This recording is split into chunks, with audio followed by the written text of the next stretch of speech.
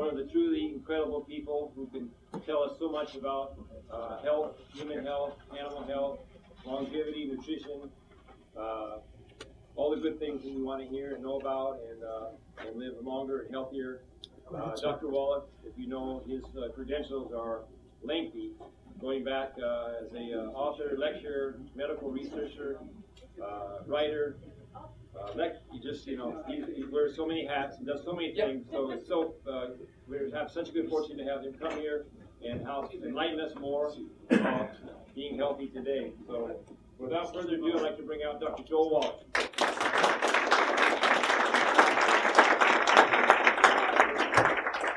Okay, I want to thank you very much for coming out. Really appreciate it. And thank Pete and his lovely wife for helping us put all this together. Again, I think Pete did a pretty good job of introduction. But the thing that makes me different is that I do have a degree in agriculture. I'm a veterinarian. I wrote the first paper regarding a mass die-off in America from pollution back in 1991. It was published in 92. I worked with Marlon Perkins from the old Mutual Omaha Wild Kingdom show. Some are old enough to remember him. I know there's some young ones in here only know the crocodile hunter. And Perkins had me go to Africa when I graduated veterinary school and work on the white rhino and the African elephant conservation project. So if you see a white rhino in a zoo or a wild animal park, it's either one that I caught or offsprings. I caught 200 of them and sent them over here. And he called me back. Oh, there we go. Now we got some volume, but now it's a little too much. Let me cut it back a little bit.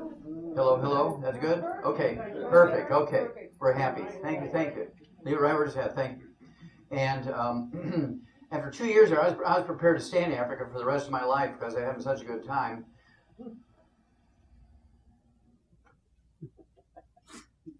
Yeah, get you all the way back to the room, dear. All the way in the back. And my dad used to say, if you're on time, you're a half hour late. Okay. Since I wrote that article on the mass die-off from pollution and had given him a copy, he came up with a grant from the National Institutes of Health, $25 million. It's called the Center for the Biology of Natural Systems. And that was a lot of money back then. It'd be the equivalent of billions of dollars today. And he called me back from Africa to be the pathologist on the project. And to make a long story short, over a 10-year period, I did some 20,000 autopsies and 10 million chemistries. And the book that came out of it's in the Smithsonian Institute as a national treasure. It's 1,200 pages. It deals with all the chemistries and autopsies and so forth. They had all the clinical records. It was quite a thing. Looking for pollution as a contributing factor to chronic disease and death of natural causes. What I found out was that every animal, every human being, and I had done of the 20,000, some 17,000, some change were of over 424 species of zoo animals and 3,000 humans. And every animal, every human being that died of what they called natural causes, not infections and not trauma, actually died of nutritional deficiency diseases. That was quite a shocker to everybody, all documented by biochemistry. And that began to save species because you may remember back in the 60s, the panda was just down to about a half a dozen pandas in the world in captivity. They were going to be extinct. And I was able to save them because they were feeding them things like a bamboo grown in potting soil, from Walgreens. And I didn't get enough nutrition, so I just gave them dry dog food, and now we have to give them birth control because there's so many pandas. And that kind of simple stuff, okay? And yeah, I think next time, Pete, next time we set this up, it'd be very useful if we have an aisle down this right side, so when people come in late, they can go down that aisle instead of crisscrossing and shaking hands with all their buddies and all this kind of stuff.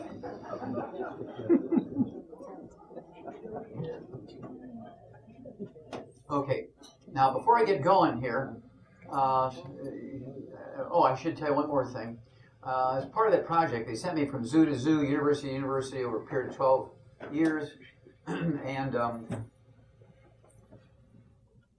And my last project was at the Emory University in Atlanta, Georgia, and the Yerkes Primate Center, which was dealing with NASA monkeys and stuff like that. I just walked in, and within the first couple of months, I discovered the first non-human case of cystic fibrosis, thought to be a genetically transmitted disease. And in the project I had done with Marlon Perkins, where I did the 20,000 autopsy, I was finding human genetic diseases in animals like type 2 diabetes and now crocodiles and sickle cell anemia in hummingbirds and antelope, and so I knew that the genetic thing wasn't correct, but I wasn't quite ready to pull the trigger to that publicly yet. It appeared in the scientific books and things, but it wasn't ready for prime time. But when I found this one, because so many kids are involved, I got it all together, put it together, and realized that cystic fibrosis is not genetically transmitted, as is generally thought in the medical community. And did all the chemistry, found out the cause. There were 24 age peers in that colony that were not related genetically to this one monkey that died of cystic fibrosis. Got permission to do biopsies on them. They all had cystic fibrosis. So I knew it was an environmental thing. And so tracked it down. Sure enough, the deficiency of a single mineral gave the survivors, all that mineral went away. Genetic markers went away. Got it written up, and I asked the boss, the head guy, the chairman of the Yerkes Primate Center, to be able to publish it, and he fired me. He said, everybody knows it's genetic. I said, well, can't we get a committee together like you do for PhD students and let them challenge me and see if I can answer their questions correctly or not, or fulfill, their challenge? No, we'd be embarrassed to tears. They'd laugh us out of the university if we said that there was even a possibility that cystic fibrosis wasn't genetic. So that's when I went back to school, 1978, and became a physician. I've been practicing as a primary care physician for 36 years and using everything I'd learned in those projects with the National Institutes of Health, the National Science Foundation, many zoos, many big universities to treat my patients. And so I treat them quite differently than the average physician. With that, are there any people who are professionals in healthcare here tonight? Any professionals in healthcare? I know we have a dentist here, Dr. Feld, right? And who else do we have? Yes, what do you do, sir? Medicine. You're a medicine, medical doctor? Okay, I appreciate you being here. What is your specialty? Emergency. Emergency, okay, very good. Emergency room. Dentist, okay, so we got a couple of dentists here. Anybody else in the healthcare professions? Okay, appreciate you being here tonight, and appreciate everybody being here tonight. I'm going to start out by just saying, over the thousands of years that there's been physicians and philosophers and soothsayers and all that kind of stuff, there's been thousands of failed medical theories every century. In the 20th century, 21st century is no different. You have thousands of failed medical theories. And so we're going to go over some of the major ones, and it'll be kind of a shocker to everybody, including, I'm sure, our medical professionals. Take nothing personal. This just has to do with the reality of things. And some of the failed theories have to do with arthritis. It's not genetic in any way, shape, or form. It's not even rheumatoid arthritis. It's not an autoimmune disease. They're all mineral deficiencies except for rheumatoid arthritis, which is a bone-to-bone arthritis, which is a mineral deficiency disease with a secondary infection with a bug called mycoplasma. You can kill it in 2 weeks with minocycline, which is a member of the tetracycline family. And then we have diabetes. We've known for 70 years it's not genetic. It's a simple disease, single mineral deficiency. I've known it for 70 years. When I did those autopsies on those animals and finding human type 2 diabetes in crocodiles, I mean, did he eat a Baptist preacher who had diabetes and somehow got the gene implanted in him? So I knew that this had to be an absurd thing when it came to genetics. What about high blood pressure? Has nothing to do with salt, has nothing to do with genetics, even in the black community. Heart disease has nothing to do with cholesterol. Congestive heart failure is a simple deficiency of a single vitamin. We've known that for 300 years. It was discovered by a Japanese naval surgeon. The cardiomyopathy, heart disease, heart attack is a sudden heart death in athletes and people who do hard physical work. This is caused by deficiency of a single mineral. I've done 1,700 autopsies on kids under the age of 10 in Qishan province, China, that have died from cardiomyopathy heart disease. 1,700 autopsies published in English here in the United States in the several medical journals, and also in China in 2 languages in several medical journals. Coronary artery disease has nothing to do with cholesterol. Coronary artery disease, and I said this in 1971 in one of my publications, international papers, is caused by inflammation of the lining of the arteries, and the lining of the arteries then react with scar tissue. It has nothing to do with cholesterol.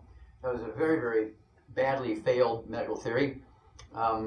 Billions of people have been killed all over the world with that theory. We'll get into that in a second. The Nazis only killed 40 million. The theory that coronary artery disease is caused by cholesterol has killed over 1 billion people when you count all countries in the industrialized nation.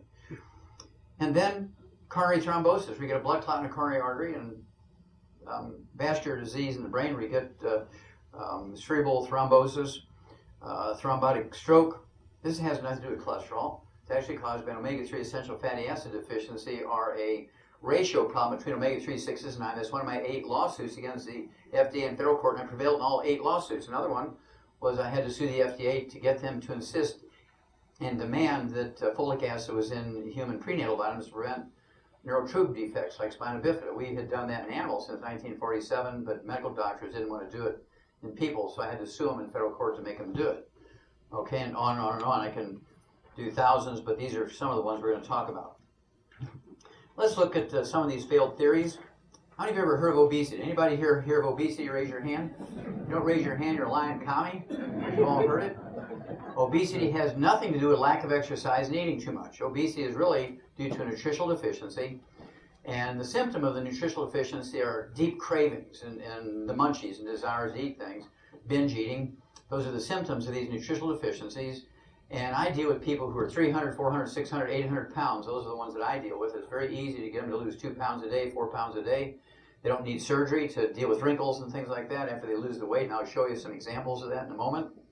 The book that goes into the great detail, the earliest one was in 1994, called Rare Earths Within Cures, touched on it, and Hell's Kitchen specifically talks about the cause, prevention, and cure of obesity, type 2 diabetes, and the metabolic syndrome. Obesity doesn't cause diabetes, and diabetes doesn't cause obesity. They kind of run together because they're all nutritional deficiencies. None of them have anything to do with genetics. None of them have anything to do with eating too many carbohydrates. Eating too many carbohydrates is a symptom of deficiency. If you choose this big deal about high fructose corn syrup and the soft drinks, oh my God, they're going to paralyze the earth. No. The reason why people drink that stuff is because they have cravings to drink that stuff because they're nutritionally deficient. That's why pregnant women gain all that weight. The embryos steal these nutrients from the pregnant women, they have cravings. Then how many of you heard that exercise is good for you? Raise your hand. Don't raise your hand, you're a lying comic, because I know you've all heard that. Let's look at professional athletes who get paid $3, $4, $5 million per event, per game.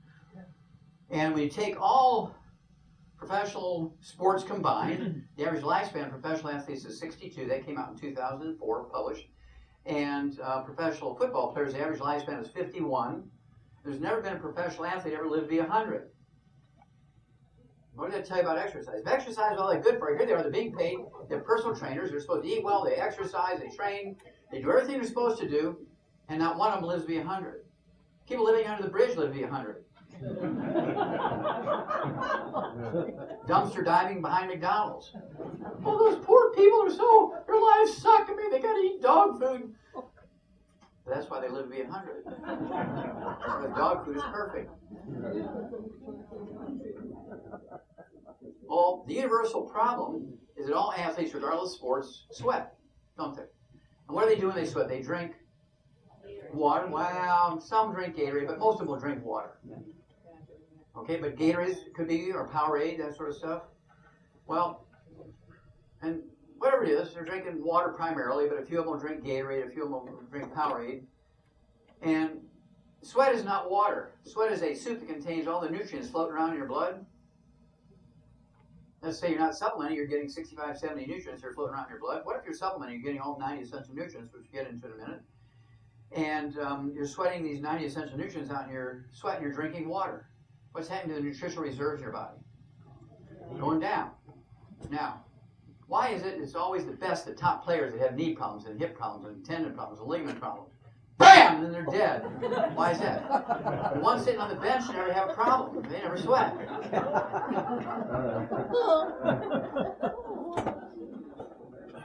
Yeah, this is my specialty, of course, cardiomyopathy, heart disease. Again, I've done 1,700 autopsies published on that. Big study. There's a 43-year-old gold medalist, Olympic gold medalist, dies of cardiomyopathy, heart disease at age 43. There's another gold medalist in swimming, died at 26, cardiomyopathy, heart disease.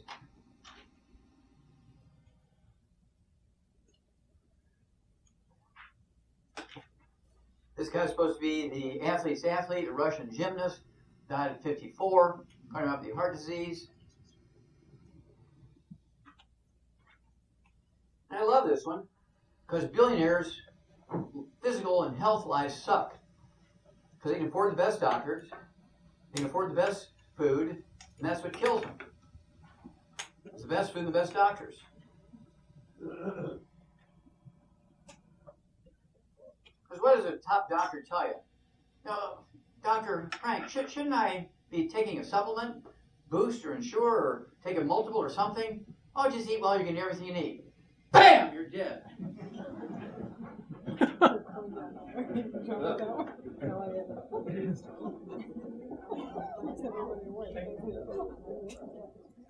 Now, how many of you ever heard that salt has something to do with high blood pressure, particularly in the black community, and along with the genetics? How many have heard that salt is bad in general for the cardiovascular system? Raise your hand. If you don't raise your hand, you're a liar. I didn't ask you to believe it. I asked you to heard it. Okay? Well, my audio cassette tape, which came out in 1992, Dead Doctors Alive. But by the way, how many have ever heard the audio cassette tape or the CD, Dead Doctors? Okay. Okay.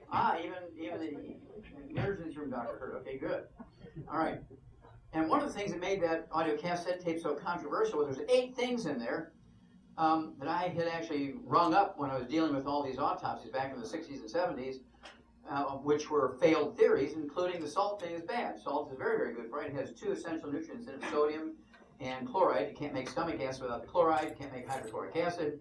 You can't make sodium bicarb, which is something your pancreas does to neutralize the stomach acid coming out of your stomach into your small intestine, because of the enzymes your small intestine and pancreas require an alkaline environment, whereas your stomach requires an acid environment. Plus, you have all these necessary cofactors, including sodium and chloride, that are required for all these chemical reactions in your cells to work. And so any doctor who tells you to restrict salt should be put in jail. I'm serious, because they kill people when they say restrict salt. It's like saying, now, no more oxygen for you. Okay. Bam, you're dead. Well,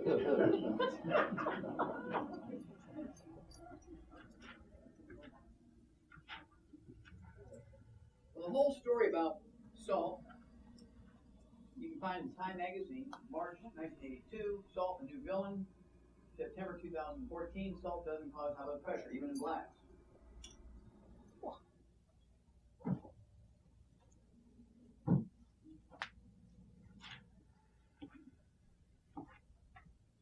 Now, there's a lot of, here's a study that was done by Loyola University, Chicago Medical School.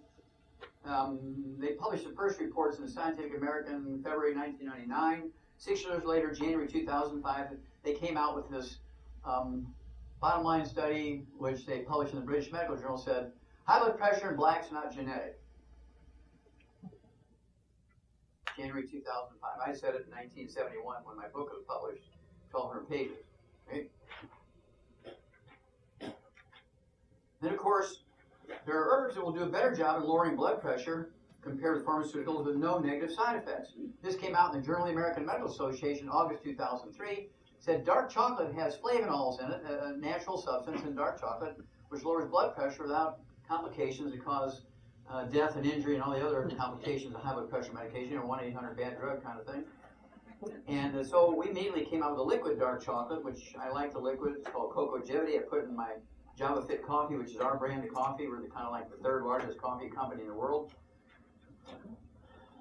Oops, that's the Russian version. Okay, Cocogevity, you put like an ounce of this in your cup of Java Fit coffee, you get a mocha cafe. I mean, lowers your blood pressure, antioxidants of coffee, does great things for you. And if you're like me, you travel a lot, we have pieces the size of a pat of butter, which have the same flavonols in it, triple treat chocolate, and they have probiotics and more calcium and that kind of stuff. Really great, great chocolate. You won't like it. It tastes like chocolate. Now, have you ever heard of cardiovascular disease? Raise your hand. Okay, good. Have you ever heard of cholesterol being associated with cardiovascular disease? Raise your hand. Okay, well, the approach that the medical system has for cardiovascular disease, if you have obstructed arteries in your heart, they put stents in, they do bypasses, you do heart transplant, all that kind of stuff. And they forget that when you have a 2 millimeter wide obstruction in a descending coronary artery, you also have the same obstructions in your arteries in your brain. You get vascular dementia, you get strokes, you get carotid artery obstruction, you get obstruction in the arteries in your eye, you get glaucoma, you get obstruction of arteries in your kidneys, you get kidney failure and dialysis and all that kind of stuff. And they forget about all the rest of that. They just want to put that stent in. And then they want to do the bypasses. And then They want to do the heart transplant, put in pacemakers and defibrillators and do ablation and retroversions and all these things, and none of it's really a heart problem. None of it's cholesterol. There's not a single cardiovascular disease that's caused by cholesterol. Congestive heart failure, again, is caused by deficiency of a single vitamin. We've known that for 300 years. Cardiomyopathy heart disease, a deficiency of a single mineral. Coronary artery disease, where you're getting plugged arteries, has nothing to do with cholesterol and saturated fat. It has everything to do with inflammation. Eating fried foods, processed meats with nitrates and nitrites, oils that turn into trans fatty acids, heterocyclamines and acrylamides, chemicals far worse than anything that Dow Chemical and Monsanto, or as Shar says, Monsanto, put together, right? This whole demonization of cholesterol and saturated fat was put together by, make a long story short, put together by Procter & Gamble and the American Heart Association. About 1936, Procter & Gamble gave the American Heart Association $1.7 million, which was an enormous amount of money back at that time, to endorse their new product, which they wanted to replace lard and cream and butter as cooking shortenings. And this synthetic product was actually originally made in 1901 by the German Navy as a lubricant. Somebody's clicking a pen or something over here. Click it. Please stop it. Whoever's doing it over here. Okay. It was a synthetic lubricant for diesel engines for submarines. Now, Procter & Gamble started out, they wanted to sell it as soap, and they couldn't sell it as a soap in the 1930s because everybody's still making their own soap. They decided they were going to sell it as a food. Remember, this is a diesel engine lubricant. They gave the American Heart Association $1.7 million to endorse this product as safer to eat than butter, cream, and lard. It was all a sales campaign, and they came up with a Mediterranean diet as a sales campaign core to sell this product. There was no facts to back this up about the Mediterranean diet. In fact, they originally called it the 7 countries diet because they looked at Italy and Malta and Greece and France and Spain and Portugal. And they really couldn't get what they were looking for, so they rendered it down to the 75 guys on Malta Island who are in their 80s still working out in the fields. They said, see, here's the proof that the Mediterranean diet works. Mediterranean diet means you need all these polyunsaturated oils, not saturated fats and cholesterol. And the whole product was to sell as Crisco. Now, a year ago, there was a 2 full-page article in Wall Street Journal telling this story. Now, I spent 35 years looking for the pivotal paper that showed that cholesterol and saturated fat were the demons that they said they were. Now, I'm a pathologist, and I never could find it. The reason I could never find it, those papers never existed. It was always a sales campaign to sell Crisco. And of course, by the 60s and 70s, they had pretty much demonized cholesterol and saturated fat. In fact, the first Good Housekeeping seal of approval, Procter & Gamble gave the Good Housekeeping magazine an enormous amount of money to do a full-page color ad. What they wanted was Norman Rockwell, the American painter who does Americana paintings, to do a painting of Thanksgiving with a deep-fried turkey, deep-fried in Crisco instead of a roasted turkey. And he wouldn't do it because his grandmother and his mom still like lard and cream and butter to cook with. They still wanted the roasted turkey. So they got a Norman Rockwell-esque painter, and this came out in 1962, which is the first Good Housekeeping seal of approval paid for by Procter & Gamble. And it shows these kids eating deep-fried turkey parts, okay, deep-fried in Crisco. The new Crisco, made to help take the fat worry out of good eating, highly unsaturated. Only the new Crisco has double the preferred unsaturates. Bam! You're dead. 1991, the New England Journal of Medicine, very well respected, published by the Harvard Medical School. Dr. Kern wrote an article. It was a kind of a case report and a letter to the editor kind of combined. It was a story of a single patient, and Dr. Kern was the professor of medicine at the University of Colorado School of Medicine, and he was showing a group of graduated medical doctors who were formerly students. They were getting ready to do the residencies and internship, and he was showing them how to examine seniors properly as opposed to pediatrics. he came across this chart in the pile. It was an 88-year-old guy. And he said, oh, this is the one I want to show you guys. He goes in the room, and the guy looks like he's 50, and he's looking around. He says, is this you? I say, yeah. Is this your birthday? Yeah, that's me. He said, my goodness gracious. Tell me what you attribute your young looks and the fact that all your laboratory blood work says you're 50 years old. What do you attribute that to? And the guy threw his shoulders back, threw his chest out, and said, well, I eat 25 eggs a day. Been doing that for the last 17 years. I'm going to do it for the next 100 years. And so this guy says, well, why on earth are you eating 25 eggs a day? The guy throws his shoulders back, throws his chest out, and says, because it makes me more studly. Now I want you to appreciate that testosterone, estrogen, progesterone, and adrenal hormones are steroid hormones, and they're 95% by weight cholesterol. You want a cholesterol-restricted diet, you want a cholesterol-lowering drug, you know, statin drugs, there ain't nobody home anymore. It was a field day for pharmaceutical companies that came up with Viagra, Cialis. There goes that pen again. I heard it click over here. Somebody did it. You're guilty, whoever you are. Okay. And adrenal exhaustion in vegetarians, all caused by cholesterol deficiency. Now, the most terrible disease, physician-caused disease, did not exist 40 years ago, 45 years ago. Today's the number 4 killer of adults over the age of 65 is Alzheimer's disease. Alzheimer's disease is a cholesterol deficiency. 75% of your brain weight is the white matter of the brain, called myelin, the insulation material of the brain. When it goes away, the naked nerve fibers all tangled out, and that's the microscopic diagnostic feature of Alzheimer's disease. You get these nerve tangles. Because short-circuiting of the brain, you can't remember anything. Some people get a little violent and angry and that kind of stuff along with the dementia. It's a physician-caused disease. You think you're doing a good thing by eating egg white omelets and egg beaters, giving up red meat? Bam! You're dead. You'll die in your doctor's nursing home. He owns them all. You'll die in your doctor's nursing home with Alzheimer's disease because he gave it to you on a restricted diet. I have to tell you, before we go on, is that the FDA in February of 2012 sent an email to all licensed medical doctors in America saying, look, urgent stop. Do not write prescriptions for statin drugs anymore. Stop it.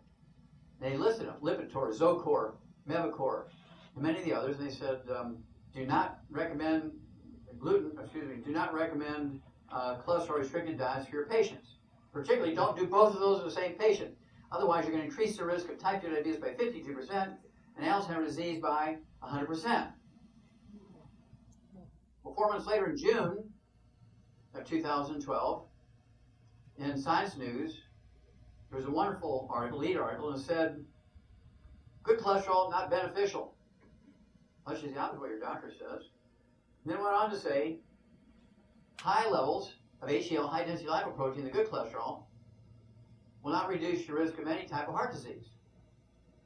Because I already told you, there's not a single type of heart disease or cardiovascular disease that has anything to do with cholesterol or saturated fat. Congestive heart failure is a deficiency of a single vitamin. Cardiomyopathy heart disease is a deficiency of a single mineral. Coronary artery disease is due to inflammation, eating fried foods, processed meats, and oils, and gluten. And coronary thrombosis and thrombotic stroke is due to not cholesterol and saturated fat, but an omega-3 essential fatty acid deficiency and a ratio problem between omega-3, 6, and 9.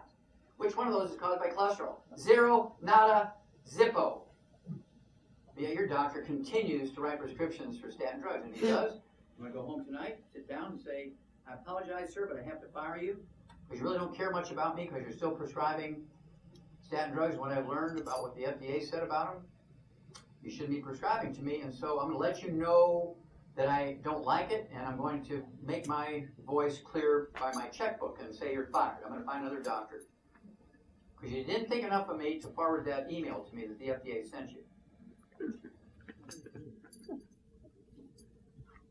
Oh, here it is.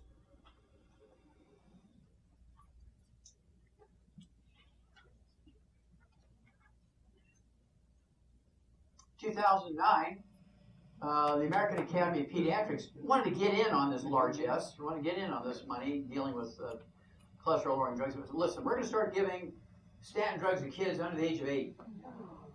By the time they're 35, they won't have heart disease because we will have stopped it. Well, if you do that, none of your children will live to be 25. Do not buy into that. Do not start giving statin drugs and low cholesterol diets to your kids. And you'll see more why in a moment. Again, here's this Science News article. I didn't remember if it was the beginning here or the end. Maybe it's both places. Good cholesterol nuts are beneficial. This is June 2012. High HDL levels don't reduce heart attacks because cholesterol has nothing to do with heart attacks of any kind. The culture on Earth that has the fewest cardiovascular events for the Inuit Eskimos above the Arctic Circle has been more than a dozen scientific articles published in cardiology journals in the United States and the rest of the world. The Inuit Eskimos above the Arctic Circle, their cholesterols run 350 to 500. 98% of the traditional diet is walrus meat and walrus blubber, whale meat and whale blubber, seal meat and seal blubber, bear meat and bear fat. They do not eat vegetables or fruit. They don't eat grains or nuts. Again, their cholesterols run 350 to 500. They do not get cardiovascular disease until they come down to desert hot springs and eat like you. Then they go back up above the Arctic Circle and eat like Eskimos do, and it all goes away. It's the opposite of what your doctors say. Here's the whole story of cholesterol in 3 covers of Time magazine. Ansel Keys, who's on the board of the American Heart Association, on the board of Procter & Gamble. I mean, he even looks like a Nazi. Professor of medicine at the medical school at the University of Minnesota, Minneapolis. And he brokered the deal between Procter & Gamble and the American Heart Association. Procter & Gamble to give them $1.7 million to endorse Crisco as a healthier way to eat and cook instead of butter and cream. They said, oh, he was a wonderful guy. Made the cover of Time magazine, a hero. He saved the American heart by getting us aware of cholesterol. Well, by the 1980s, cholesterol was demonized. Everybody knew it was bad. Well, here comes June 23rd, 2014 cover article. Eat butter. Scientists labeled saturated fat the enemy, but why they're wrong tells the whole story of Ansel Keys and how he brokered the deal and how Procter & Gamble, American Heart Association, screwed you for $1.7 million. Remember, the Nazis murdered 40 million people during the Second World War. Guess what? Statin drugs have killed over 1 billion people.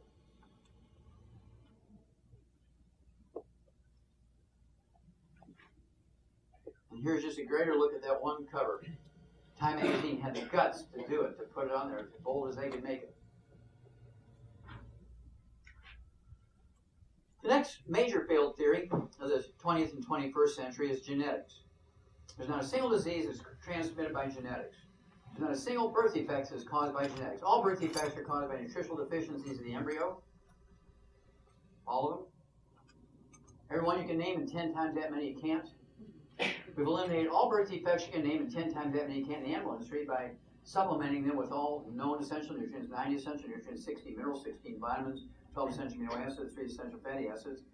And every genetic disease or autoimmune disease you can think of, everything from lupus and Huntington's disease and cardiovascular disease, Alzheimer's disease, kidney failure, lupus, all that kind of stuff, rheumatoid arthritis. None of these things have anything to do with anything the doctors have said. These are amongst the thousands of failed medical theories of the 20th and 21st century. The doctors have built their livings on it, and so why would they change? By 2003, they had the human genome mapped out. There were 850 biotech companies that spent trillions of dollars looking for screening tests to look at these little kids that are under 2 years of age. Oh, he's got a bad gene. He's going to get Alzheimer's disease by the time he's 62. He's going to get Parkinson's disease by the time he's 45. He's going to wind up with lupus when he's 37. And they make a gene in the laboratory and displace the bad gene with the good gene they made in the laboratory. I mean, that's the theory, right? Well, by March of 2013, 60 years after Watson and Crick had proposed the double helix as the structure of DNA, 60 years later, there had not been a single disease thought to be genetically transmitted, prevented, or cured with genetic engineering. And the people who are in the genetic engineering business started to get nervous because of all this failed theory background here. They think, usually we may have a problem here. They contacted James Watson, one of the two, James Watson, Francis Crick, Watson and Crick, the guys who got the Nobel Prize for the double helix structure of DNA. And Watson had become the director of the Cold Springs genetic laboratory in New York for the federal government, and this guy had his finger on the pulse of genetics, right? So they asked him to come to the University of California, San Diego, to the Salk Institute, March 22nd, 2013, and give a report. We didn't know where we're at. How close are we to finding a prevention or a cure for a genetic disease? Which one? Which ones? It's going to happen next week, 2 years from now. Where are we at? We don't know. We're groping around. We're spending trillions of dollars and nothing's happening. We want to know where we're at before we move forward. So again, to speak in front of an illustrious crowd of 300 people, 150 of them were Nobel Prize winners. 150 were heads of departments of genetics and biochemistry in medical schools in America. And here's what he said from the stage in front of this illustrious audience. I'm going to quote him now. He said, I apologize, by the way, I just realized I'm in traveling clothes here. I normally be a little more dressed up, but we had a tight schedule today, and we'd be 2 hours late if we went to the hotel and 29 pounds and all that kind of stuff and came back here.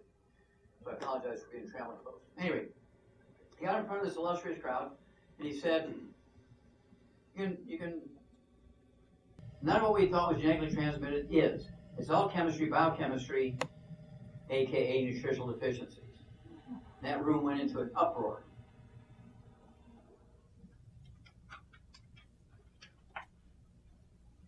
And then James Watson was terminated by the federal government for racial profiling. You understand what happened there? They fired him for the same reason they fired me from the Hurkies Primary Center.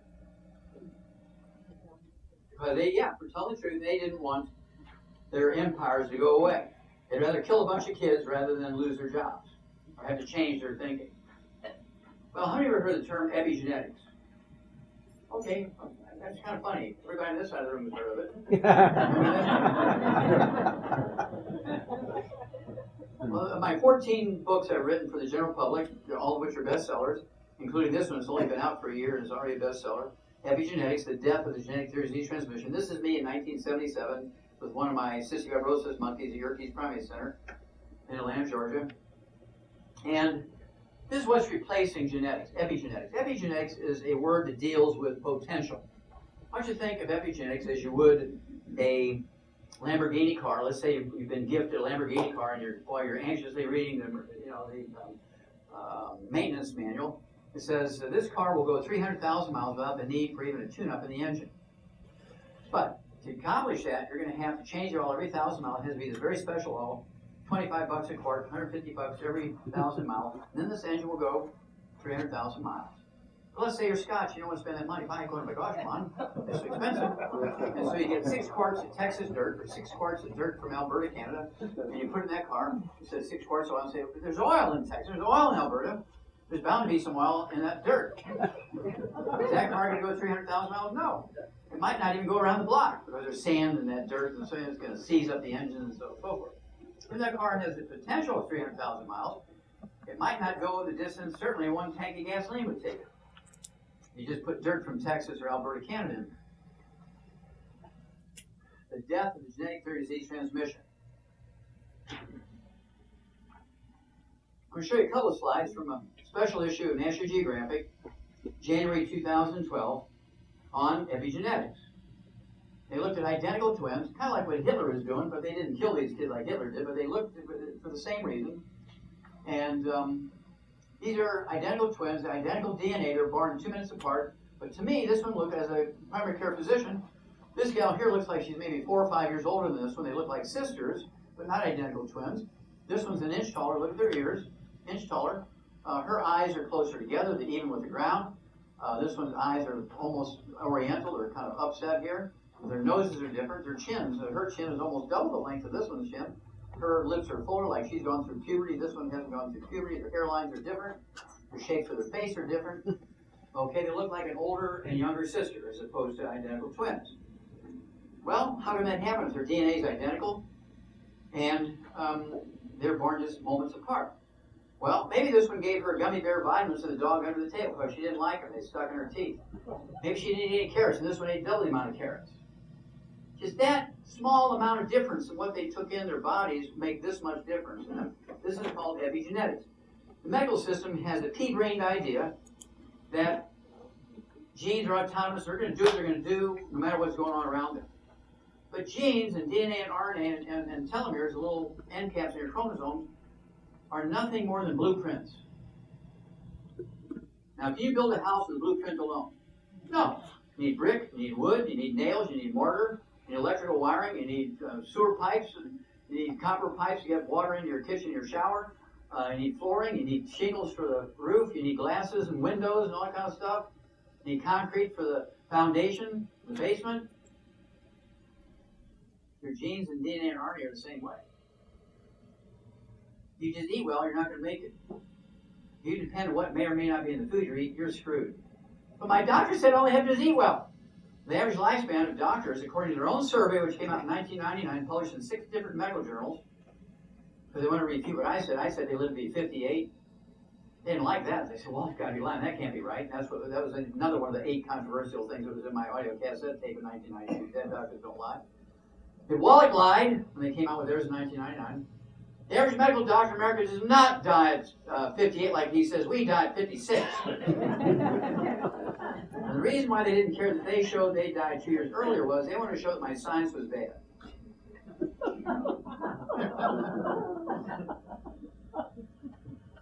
That's how crazy they are. Okay, I'm going to show you 2 more sets of identical twins born moments apart, identical DNA. To me, they look like cousins. They don't look like even sisters. Look at, again, the length of her chin versus the length of her chin. Look at the width of the lips. Her eyes are also upset here. Hers are parallel with the ground. Look at their noses are quite different. Hers comes straight out. This one's nose comes down. This one looks like she's been bench pressing 400 pounds. She got a neck like a fullback, and this one's neck is very slim, very feminine. These 2 guys are born moments apart, have the same DNA. They're identical twins.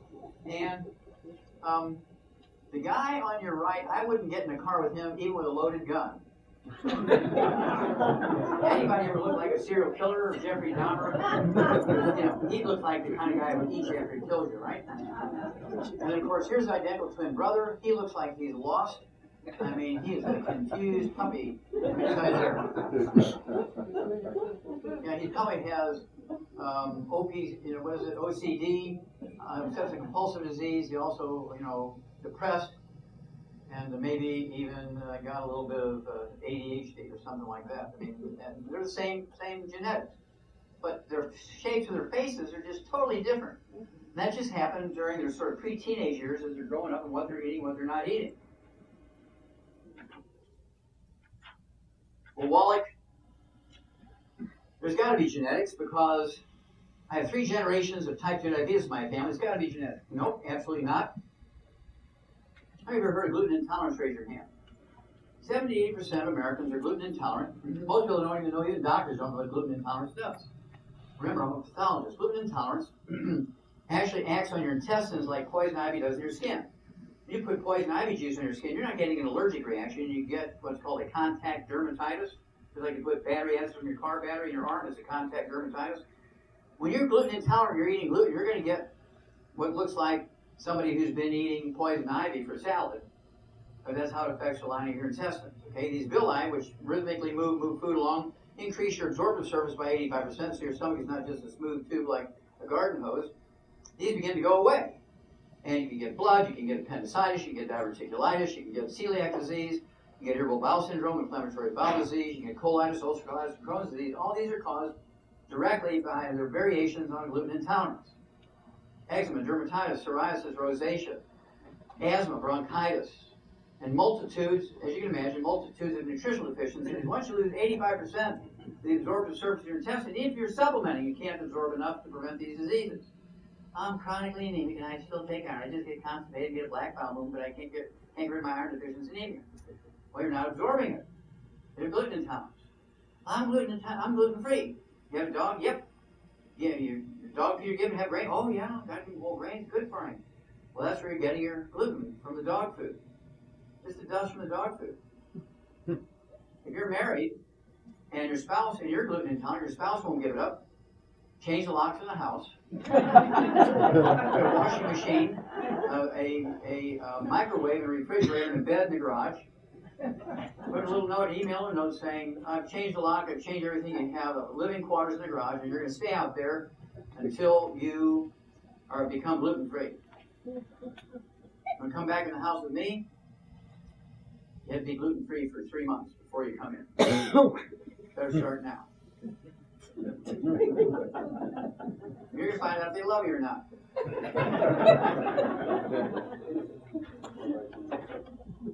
My favorite Time magazine cover is from December 2008 because it tells us where we're at. It says, the sorry state of American health. Remember, this is December 2008. Despite technological advances in medicine, Americans are less healthy than we used to be, and our next generation of kids will be worse off. How many of you have heard that our children will be the first generation that do not live as long as their parents? Raise your hand. Oh, look at that, almost everybody in the room. Now, that prediction will come true if you don't change what you're doing. Half of you in this room, at least half of you in this room, will be standing at graveside bearing your children if you do not change what's going on right now. Okay? Medical system is not going to change. Doctors are not going to change. The government is not going to change. You're going to have to do it. You're going to become a student of this information, which I'm going to show you from here on out. If you do that, you can interrupt that prediction. That prediction is preventable if you take action. If you do not take action, your children are doomed to die before you do, and it will be an ugly, expensive, miserable, painful death for them. That's how serious this is.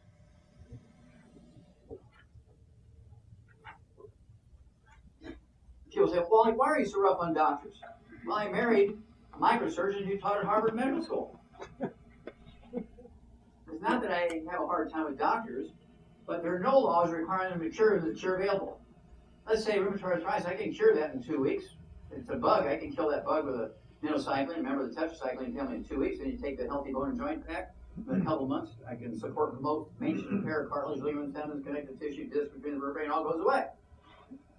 But if they treat you for 25 years, you joint replacements, give you Trexate, gold shot injections, and all these things, Enbrel, you can pick up a piece of paper like a golfer. Like on TV, right? Well, guess what? He makes $750,000 to treat you for 25 years. Now he makes $300 to cure you. There's no law requiring him to cure you, and there's a cure available. So let's see. Let's do a little figuring here. Which one is he going to choose most of the time? He's going to choose to treat you. That's why, with the exception of antibiotics, I can cure syphilis in 2 weeks with penicillin. I can cure bacterial meningitis. I can cure bacterial pneumonia with antibiotics. Antibiotics are the only drugs that pharmaceutical companies make to cure you. All other drugs are purposely built to treat the symptoms. Because that's how they make their money. If they cured you in 3 days, they wouldn't make their money back from all the research they did. They build drugs that only relieve the symptoms of the disease, never cure it, even though cures are available. You are an ATM machine. Do you understand that? You know what made it worse? It was health insurance. Health insurance is the worst possible thing for human health. Because let's say you have a chronic anemia, and you've been given iron supplements. Can't fix it because you have gluten intolerance. Can't absorb it. He's never told you to get off of gluten. Well, the only thing left here is a bone marrow transplant, $140,000. But don't worry about it. Insurance will pay. Oh, goody, goody, goody.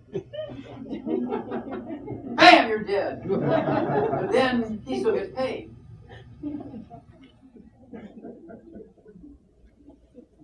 Now, Time magazine seems to have a vendetta against doctors. Medical costs. Doctors are just wrapped in money and insurance policies. Why do you think medical doctors used the snake as part of their logo?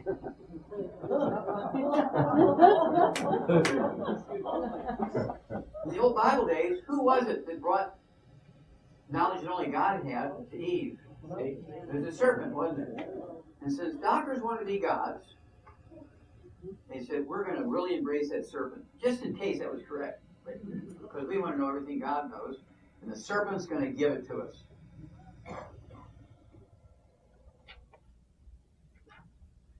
Let's look at a few more here, and we'll get into diseases. But we have to look, it's only fair that we look, since I'm pointing a finger here, it's only fair that we look at the record. Okay, let's look at the scorecard. Is that fair? Just like you look at a scorecard of a professional athlete, Olympic athlete, you look at a scorecard of a teacher. Let's look at a scorecard of a doctor.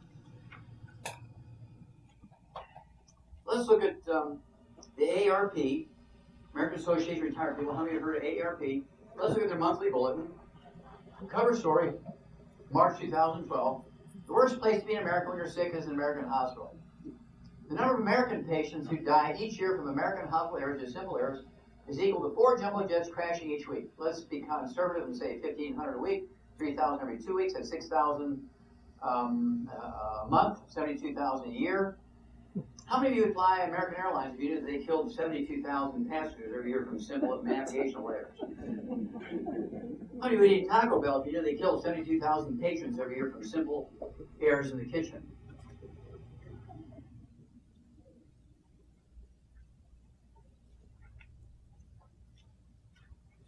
Newsweek magazine, cover article, came out, what is this?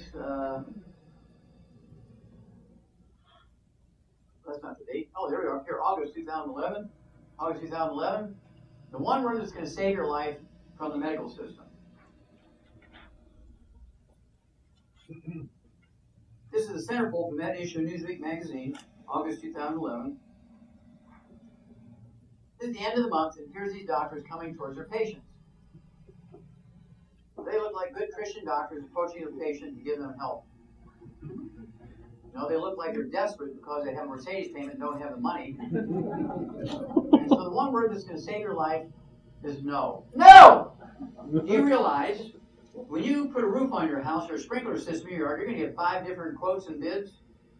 You check them out, you render it down to the last 2 which you think are the best. Before you sign the contract, you take them now to Angie's List. The old days, you take them to the Better Business Bureau and see if they didn't finish their work, if they had complaints about the quality of their work, and then you would choose. You go to the same doctor for 25 years, never get a second opinion on any advice he gives you. I'm going to rip your heart out and put some dead guy's heart in. Oh, okay. Thank you. Don't worry about it, Fred. Insurance can pay. Oh, thank you.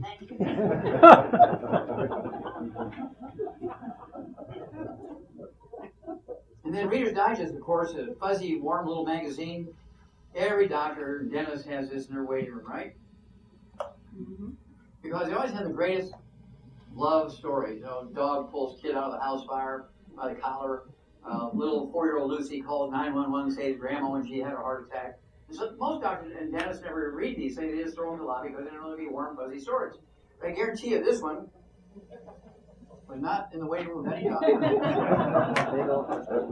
June 2007. Now this does not say, if you look here, this doesn't say fatal hospital mistakes you can avoid. It doesn't say that. That's what it looks like it says, but it doesn't say that. What it says is, hospital mistakes you can avoid. Look at the size of the font. Look at the colors, blood red. I want you to look at Angelina Jolie. Had her breast cut off because she had the genes, for breast cancer. Oh. I've been saying this since the 1960s and 70s when I'm doing all those autopsies. All the genetic stuff they were saying was wrong, as I'm seeing it on the autopsy table, 454 species of animals, 3,000 humans. And it got pretty ugly there, right? Well, Angelina Jolie believed the doctor, the OB-GYNs, and had her breast cut off. Well, in today's newspaper from San Diego, all the data they've accumulated actually disputes claims that there is a gene for breast cancer. Do not get your breast cut off if your doctor claims you have breast cancer. Big headlines in the San Diego newspaper today. I said that in 1971, which is 45 years ago. Because the genetic theory is one of the failed medical theories of the 20th and 21st century. This is one of my favorite stories because they show you the sources of the figures that they get. There's a full-page story, February 5th, 2007, USA Today. Look at the title, Patient Protect Thyself. And they got the story from the Institute of Medicine, which is the ethics watchdog for the medical profession, the Journal of the American Medical Association, which is the most prestigious medical journal, certainly in America, maybe the world, and then the Center for Disease Control, which I used to do some work for when I was in Atlanta at the Yerkes Primate Center, that tracks this kind of stuff. And this is a yearly figure I'm going to give you. This is a yearly figure that they gave. It's not a lifetime of accumulation. This is a yearly figure. Every year, they said every year in America, medical doctors kill, injure, and infect 15 million patients in hospitals and clinics. Every Every year in America, medical doctors kill, injure, and infect 15 million patients in their hospitals and clinics. Nobody gets their license suspended for 3 seconds. Christ, Fred, I gotta have a couple of martinis. I just killed 3 people today. Don't worry about it, Frank. I killed 5. Let's have 3 martinis. Let's break that down a little bit. That's a big figure. Let's just look at infections in hospitals. Let's just look at C. diff, Clostridium difficile, which is a human poop bacteria, okay? Center for Disease Control. We're looking at March 1998, a yearly figure. Center for Disease Control, not me. I'm just a reporter here. 2 million Americans are infected in hospitals each year, yearly, from C. diff, because doctors don't wash their hands after they go potty. It's a human poop bacteria. Of these 2 million infections each year in hospitals alone, not clinics and private offices, but just hospitals, 90,000 of these people die each year. 90,000 die each year. I'm going to ask you a hypothetical question here. What if North Korea or Iran were to send over intercontinental ballistic missiles with a biological weapon to our large population centers and infect 2 million people? LA, Dallas, Texas, San Diego, Seattle, Washington, Denver, Colorado, places like Chicago. What about Atlanta, New York, New Jersey, Philadelphia? And infect 2 million people with a biological weapon and kill 90,000. Once. Beware! I don't care if you're liberal, I don't care if you're conservative and independent, everybody without flickering an eyebrow would sign off on a declaration of war if they killed 90,000 Americans in one attack. Wouldn't they? You don't answer yes, you're lying and counting. So why is it that not one doctor gets arrested? They kill 90,000 every year, government figures. Infect 2 million in the workplace. They don't even get an OSHA ticket. They don't get the equivalent fine of a parking ticket, for God's sakes. They've been a protected monopoly since 1914 in the Flexion Report. Look it up, Google it, Flexion Report, 1914. They've been a monopoly, self-policing, no oversight by any agency, and that same law killed off all their competition. And the worst possible thing that happened right after that was they got insurance. Oh my God. It became an ATM machine before there was an ATM machine. We're beginning to get the picture here. But my doctor belongs to my church. I just love him. Even the mafia goes to church. So church presence in of itself without what's going on in here doesn't count much, does it? Well, let's look at a couple more pieces here, then we'll get into diseases. Let's just look at pharmaceuticals, and then we'll look at the financial costs. We've been looking at human suffering and death. Let's look at financial costs in this one piece here. Let's just look at pharmaceuticals. This came out in 2006. In 2006, a report by the Institute of Medicine. Again, the ethics watchdog for the medical system, not me. They said these types of errors occur yearly. These are decimal point errors, but prescribing physician, all they looked at was decimal point errors by the prescribing physician and by the fulfilling pharmacist. In America alone, each year, yearly, amounts to 1.5 million fatalities and permanent injuries. The street drug dealers only kill 10,000 Americans every year. You're safer by getting street drugs from a drug dealer on the street than you are from your own doctor. This is very, very, very scary. Guess what's going to happen to your kids if you don't take control here? That's what I'm going to show you next. I'm going to show you how to take control. Because if you don't do this, you will be burying your kids.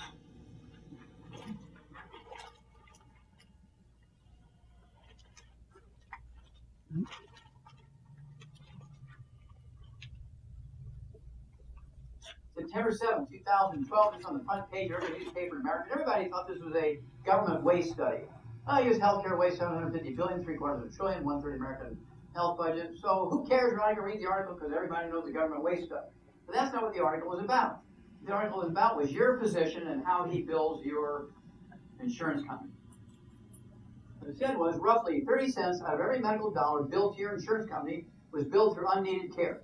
Things the doctor did to you that you didn't need, but he needed the money, so he did something. He didn't bill the insurance company. There's no oversight, so it's never looked at as a crime because nobody ever looks at it. They're self-policing. Like a mafia boss being put on trial, and everybody in the jury is a member of his family. I'm talking about the blood family. I'm talking about his crime family. Okay? And then they went on to say fraud contributes to this also. Fraud is they just bill for stuff because there's no time to get you in for a procedure. And he needs the money now, so he just puts in a bill, goes through. There's no oversight. That's not me. That's the Institute of Medicine. The ethical watchdog for the American Medical Association. Bernie Madoff went to jail for life plus 150 years for a lifetime of fraud. You know, remember the stockbroker? He went to jail for life plus 150 years because over a 30-year professional career, he defrauded all of his investors of $3 billion. Well, here's one trade that every year defrauds their customers of $750 billion. And nobody goes to jail, nobody gets an ocean ticket, nobody gets a fine equal to a parking ticket. Nobody has their license suspended for 3 seconds. When do you get pissed off enough to do something?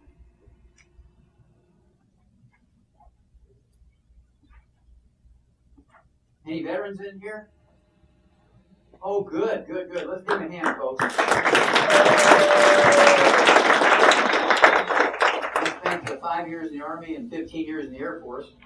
And so I have a special love for veterans and people who work to save this country from enemies foreign and domestic. Now, when my CD came out, my audio cassette tape came out in 1992.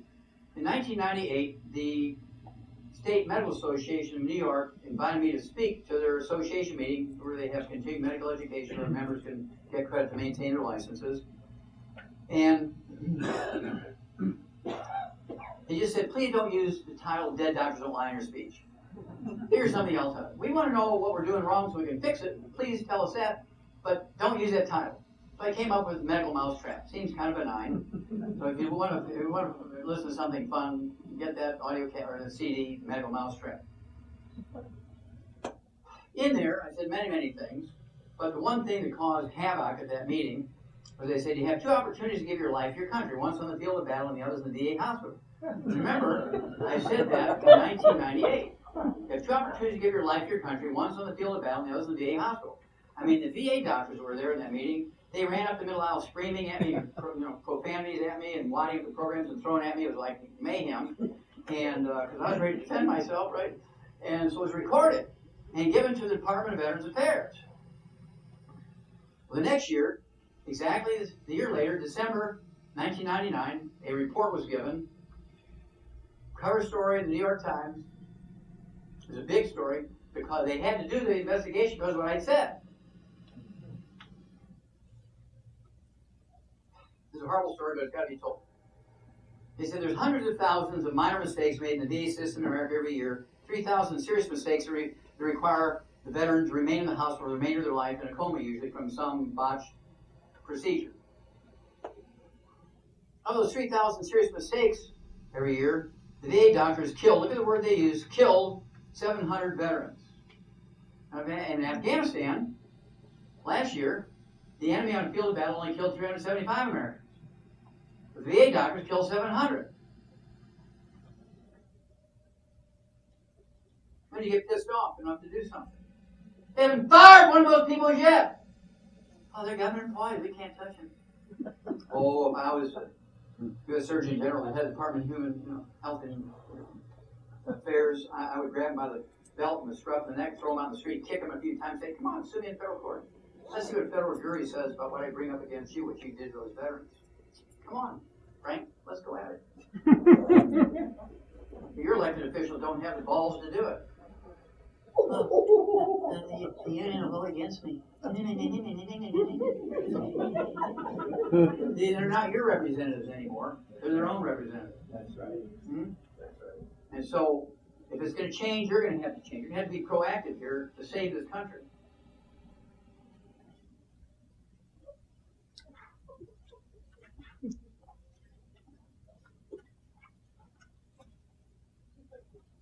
I'll show you one more horror story, and we'll get into the diseases. This is a true story. It was a cover article 8 years ago. This is Shar's favorite story in the Orlando newspaper. We were having a meeting here about 8 years ago, and this happened to be the cover story on the front page, Sunday newspaper, the Orlando newspaper. about a 28-year-old woman, a Hispanic girl, from a low-income family. And because she's from a low-income family, she used the county medical facilities for prenatal care and for pregnancy and all that. And she goes into labor. So the hospital she'd been going to, the county hospital, pages the doctor. And he calls up. Remember, this is 8 years ago. He calls up and says, "Okay, what's going on?" "Well, so-and-so is going into labor, and you're her doctor. We invite you to come deliver the baby." "I'm on the 14th hole here." He was a golfer, the doctor's golfer. "I'm on the 14th hole. I'm way ahead, and I'm reluctant to come in before I'm finished. I've only got 4 more holes, so I'll be in a couple hours." Figures first baby, started labor, might be 12 hours, right? So that's how he's thinking. So they page him again about 45 minutes. "Oh, this baby's crowning. He's coming fast.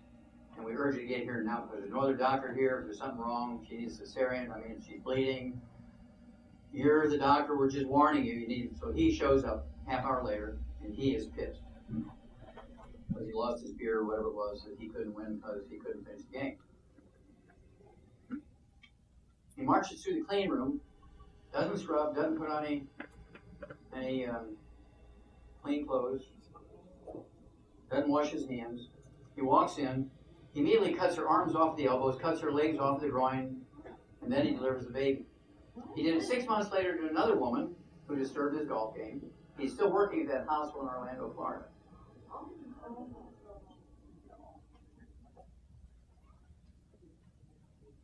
True story. Look it up. This is the most horrible example of what a doctor can do who's employed by a government system. If I were her daddy, nobody's going to do that to my baby girl without paying the price, right? I would have only been found guilty of temporary insanity.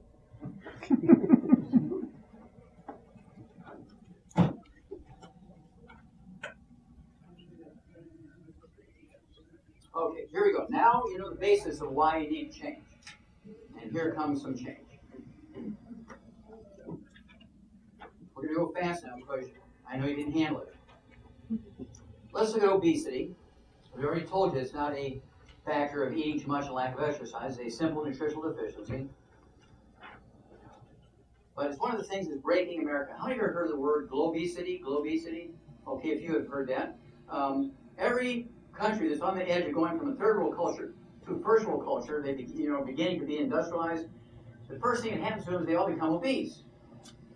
Not from increased calories. Not from more Coca-Cola being sent over there with high fructose corn syrup. I'll show you why in a moment. In fact, that's why I've been invited to speak to the United Nations General Assembly in October of this year for an hour and a half on the subject. Isn't that cool? You've seen this already tonight. Hell's Kitchen, the cause, prevention, cure of obesity.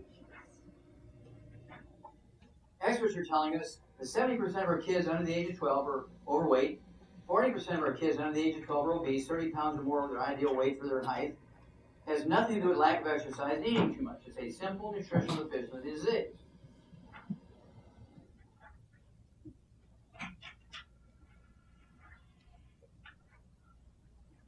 I'm going to give you a clue here. This little girl, 3 years old, Natalie Hayhurst from Terre Haute, Indiana, was on every news program, TV, radio, and every newspaper in America. Okay? And this about, 3 years ago now. 3 years ago now. And she was famous because she ate light bulbs. And thank God there's no calories in light bulbs, otherwise she'd have been obese. So what's going on here? She has the same disease that pregnant women have. Raise your hand if you've heard that pregnant women get cravings and weird appetites. Yeah, and that's why they gain baby fat. They call it baby fat, right? I can never lose my baby fat. I exercise, I cut my calories, and I can't lose that baby fat. Because it's a nutritional deficiency.